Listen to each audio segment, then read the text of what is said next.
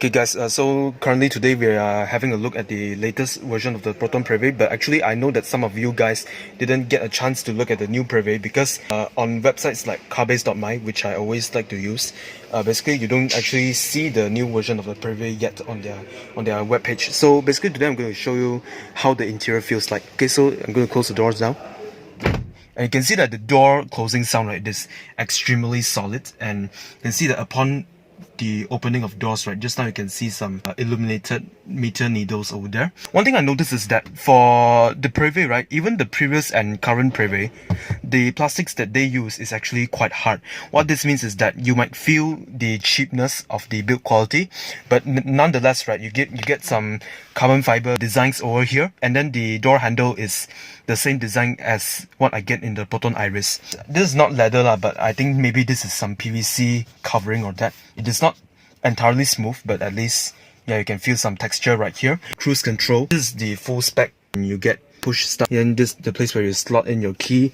And then for this part, right, this part is where you get to put some of your things. Maybe you can put your smart tag right here. Maybe you can put your phone inside here, right?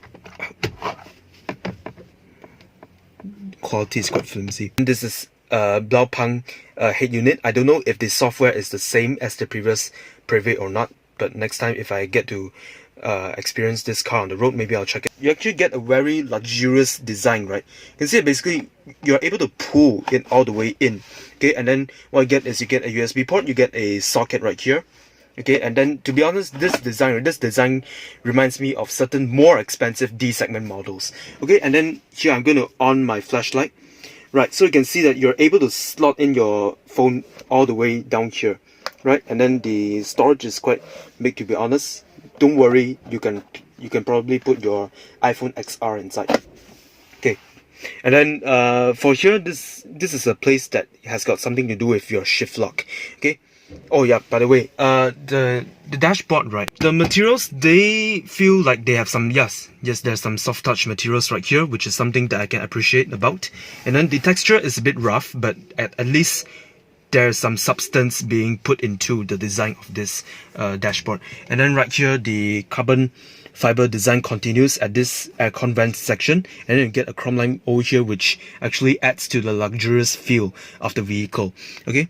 And then over here, it is obvious that you get some plastic. You get a continuation of the carbon fiber design. Right here, let us see how the glove box opens. Right, very nice design because it opens in a very slow manner, and you get the ability to on or off your passenger airbag. Okay, now close it. Okay, it sounds a bit flimsy, but never mind. I mean, this is a 2012 car, and here you get a vanity mirror. And over here you get another vanity mirror here as well. For this section, right, you get a very beautiful chrome design. Okay, it runs down like a V shape. For this section, you get plastics as well. Okay, and then your handbrake is a handbrake. There's no electronic brake for you.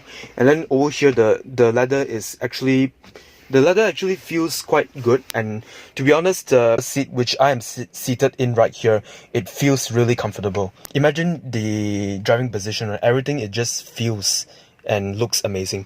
So you get some coin slots over here. But the glove box, it feels a bit small for my liking, but well, it's a local car, so it can't do much. Okay, then again, I need to say that the leather quality of this car, it feels very, very nice. Now let's move on to the rear seats. Right, so let me on my flashlight again. So currently, this Prevé, right, there is comfort being considered because the handrest section, right, it is big enough for you to rest your arm over here. What this means is that if you go on for highway journeys, it is extremely important, very comfortable.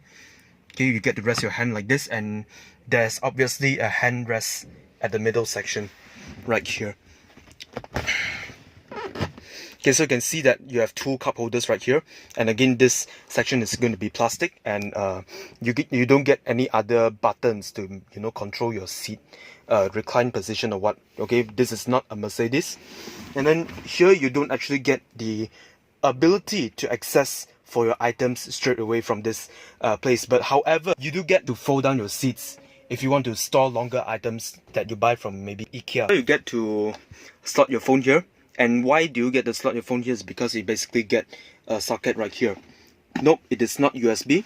But what you do get is a traditional socket. I mean, this seat pocket is a bit small. The the legroom is there, and then for headroom, I get this much, which is actually okay lah. Shoulder room is definitely a good thing because this car is more than 1800 mm. What this means is that you actually get a lot of comfort if you go for long distances.